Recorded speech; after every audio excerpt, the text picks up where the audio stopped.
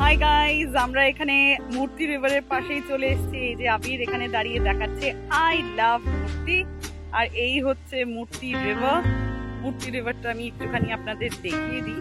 প্রচুর গরম, কিছুক্ষণ আগে ওয়েদারটা খুবই কাম এন্ড প্লেজেন্ট ছিল, আর এখন অ্যাট দ্য মোমেন্ট হাওয়া দিচ্ছে, বাট বেশ গরম। আর এই মূর্তি রিভারের পাশেই আমরা দাঁড়িয়ে আছি। We are স্ট্রোলিং, we are taking a walk. সুন্দর একটা সিরিন একটা জায়গা, এটাই আমি দেখিয়ে দিই আপনাদের। তো 7 পয়েন্টস যেটা আমরা দেখতে বেরিয়েছি, this is the first point মূর্তি রিভার। এটা হচ্ছে গিয়ে একদম দাটাগুড়িতেই রয়েছে। তো আপনারা যখন ড্রাইভ করে আসবেন, approximately it will cost you around 2,500 to cover all these 7 spots, and this is one of the spot মূর্তি। তো বেশ ভালো লাগছে। তো এটা আমার first spot that I would like to show my viewers in YouTube.